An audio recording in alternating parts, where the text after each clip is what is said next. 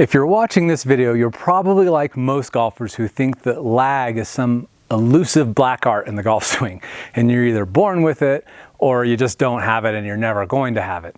It's not true, I promise you, but for many, lag is like they define their golf swings by it. In fact, I've seen golfers on internet forums change their username to have something to do with this issue. They call themselves Clubcaster64 or Clubhead Throwaway Guy or Fly Fishing Caster Guy or whatever it might be. But the truth is, lag is incredibly simple and anyone can create lag. That's the easy part. The hard part about lag for most golfers is understanding how and when to release it.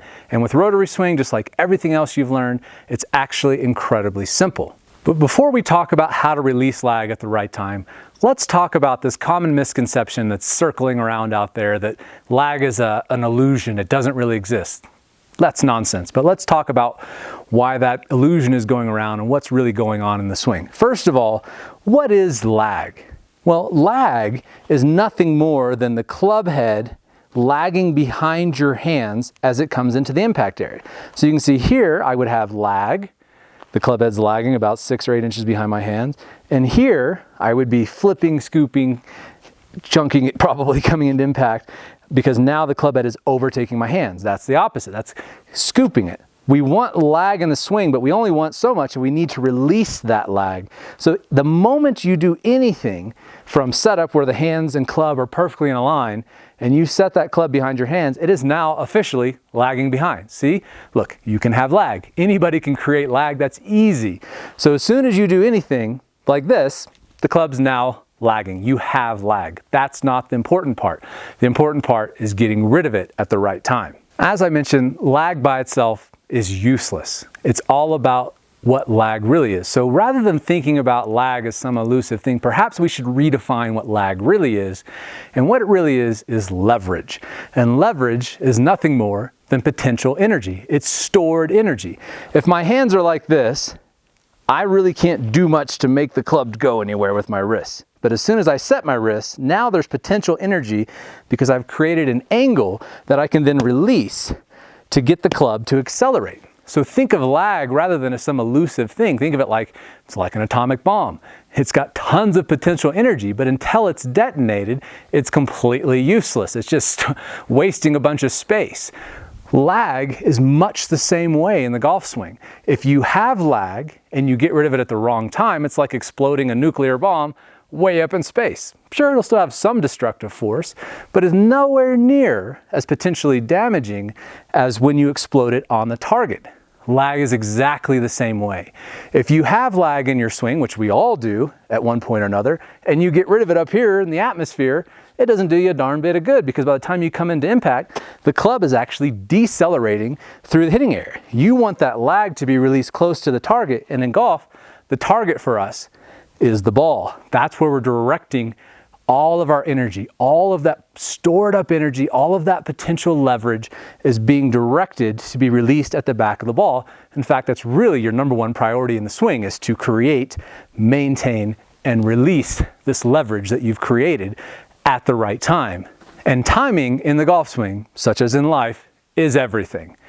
So let's first understand what causes us to have bad timing when we release the club at the wrong time, which is typically for most golfers way too soon. So first of all, what are some common causes that cause you to cast the club and lose lag too soon?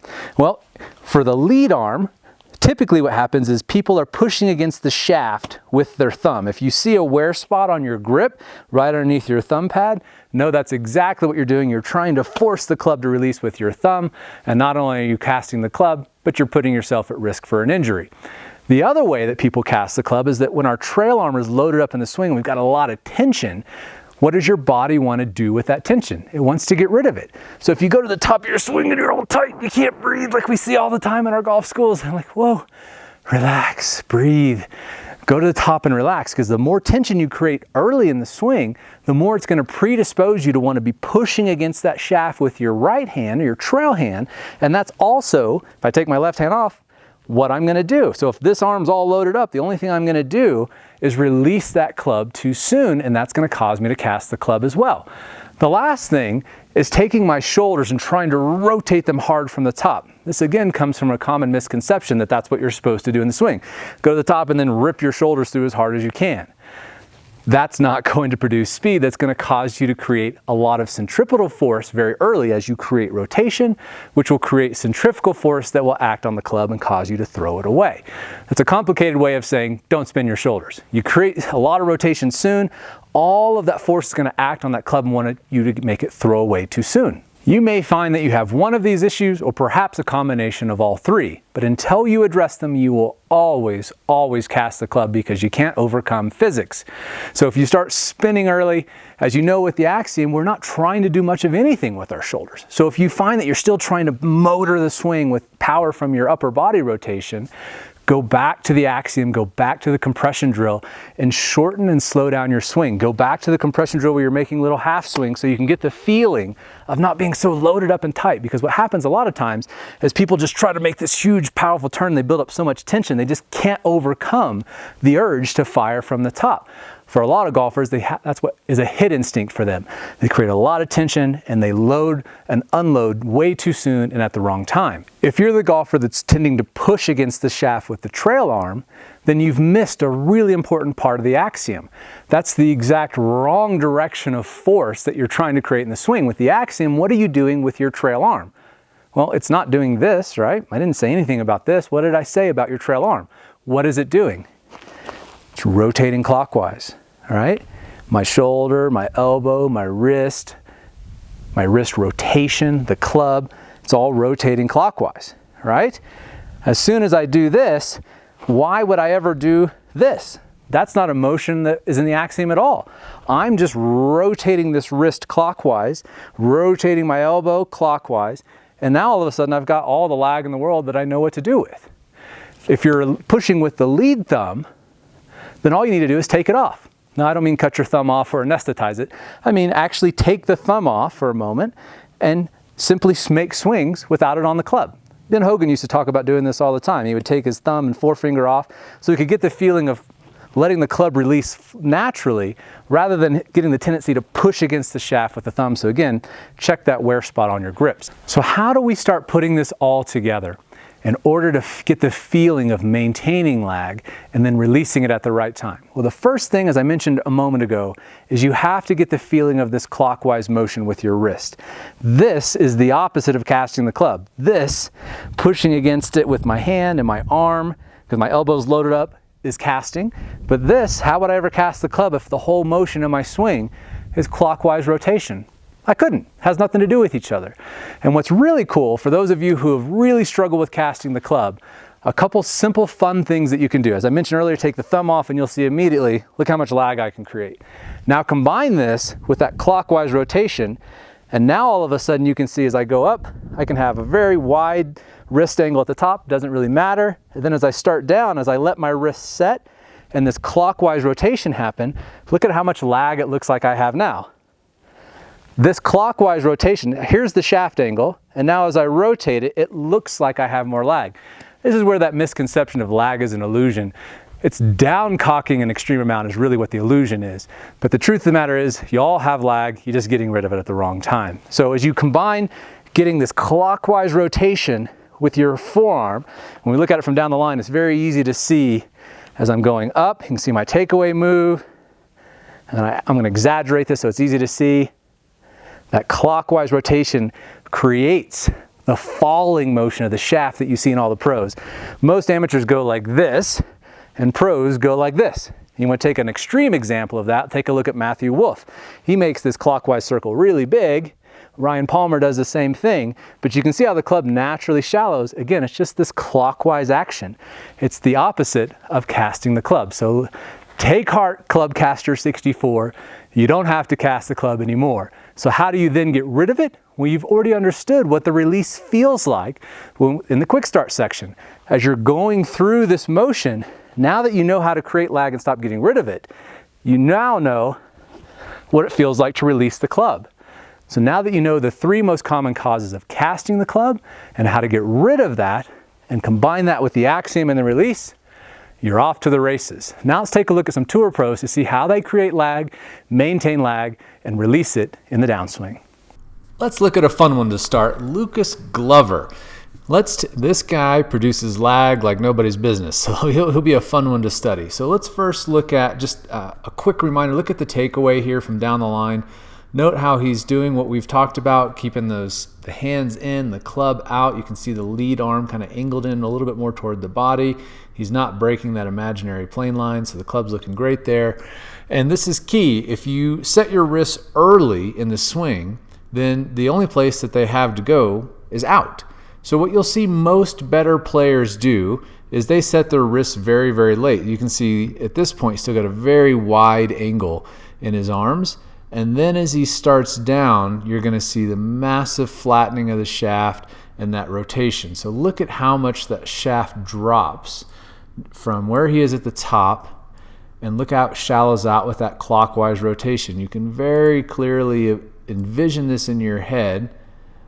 Watch that club head make this clockwise loop as he starts down. And then when you look at it from face on, look at how that shaft looks, because he's flattened it, like he's got, and he does have an insane amount of lag, but it looks even more compared to where he was during the backswing because of how much rotation he's put in there. So now you can see this in action. He's got tons and tons and tons of lag. And so at this point, his primary job is just getting rid of it. He's got to get rid of all of that angle in there in order to get the club face squared back up and release all that energy. But he's a great exaggerated example of seeing this motion where the club is going up and then shallowing and rotating as he creates lag rather than pushing against the shaft like so many golfers do. You can see that he's definitely in no hurry to start casting that club or throwing it away from the top. He's just showing you the exact motions that you just learned. He's not pushing against the shaft with his left thumb. He's clearly not pushing against it with his right arm. Look at how it's still got this nearly the same angle that it did at the top of the swing. He's just rotated it, which creates this crazy look of tons of lag here. And then he's just got to get rid of it. All right, let's take a look at Justin Rose here. So on the right, I've drawn a line that represents his hand path. The yellow line is going up through the center of his hands during his backswing. You can see there, he's tracing that pretty much with the gloved hand the whole time. And then the red line represents his hand path on the way down. It's very clear that he has made a clockwise circle there, right? There's no question that his hands have shallowed out. What's interesting about this is that if he didn't rotate his body, they would shallow out much more. But of course, as he begins turning his shoulders back to the left using his hips, then that is going to pull his hands further forward toward the ball, but yet his hands are still tracing a shallower path on the downswing that they did on the backswing. So this is really clearly indicating how much clockwise rotation there is in that hand movement. And again, if he didn't rotate his body at all, you would see his hands drop way down here. But of course, that rotation pulls them forward out toward the ball. Now, as we see this, so we know that that clockwise motion is happening, but it's not happening just in the arc that his hands and elbow and shoulders and arm are traveling on, but that rotation in his wrists is also doing that. So now when we look at him from face on, you can see just how much of an angle he has created, not just by setting his wrist, but by that shallowing, by the club rotating, flattening as his right wrist, left wrist both are working together to shallow out that club, which is why he has the appearance, as I showed you, of having a lot of lag as he flattens the shaft angle. You can see that as he starts down. Notice how much further the club head is back here behind him. This is a flattening motion. So as he goes back and then his shoulders begin to turn, which should pull the club forward, the club is still much shallower, coming in on a much flatter plane. And again, this is just showing that the idea when you have lag and you're creating lag is not to try and do something with your wrist to hold the angle. You never ever want to try and hold lag. You're simply just not doing anything that would cause you to get rid of it. And that is rotation. As you add that rotation in that right wrist, you're going to see that club shallow out. So go in the mirror and check this out for yourself. Go to the top of your swing and then Simply don't push against the shaft to try and widen the angle. Simply rotate your wrist clockwise as a right-handed golfer and watch what happens. You'll see that club shaft look like you have tons and tons of lag because you're just not getting rid of it at the wrong time. And then as your speed builds and everything starts to release, that lag will release at the right time, every time, automatically. All right, now let's take a look at a student of mine to see this done in action as you start to understand the feeling of letting that club fall away from you due to that clockwise motion. You can see it in his swing. Watch as the club sets at the top and how as the club head now begins to move essentially back toward the house, back behind him, rather than being pushed out away from him in this direction like most golfers do. They feel that you need to push against the shaft to try and get a lot of speed, but the truth is you need to release the speed at the right time, and you also don't need crazy amounts of lag to hit the ball a long ways. But this is how you start to create that feeling. Let that club shallow out, let that rotation of your right arm continue, and then you can see my student now has more lag than he knows what to do with, and then he's able to release it in time and get into a nice, beautiful follow through. At the same point, as I mentioned, you don't need insane amounts of lag. This is my swing on the right from face on, and you'll see I'm not shallowing out the club radically. I'm not trying to create crazy amounts of lag, but again, I hit the ball very, very long ways for my size. You don't have to create insane amounts of lag in order to hit the ball a long ways. The more important thing is using the lag that you have effectively in order to get it released at the right time so that you get the club squared up and have proper power. That's the goal in the swing. So don't think that you need to go out and create crazy amounts of lag. You can see in my swing, I definitely don't try to create crazy amounts of lag, but I have tons and tons of power to swing well over 120 miles an hour with my driver. Lag is something that you need to understand the feeling of how to create it rather than get rid of it at the wrong time, and understand how to release it properly to get the club to square up and release all that energy in the swing.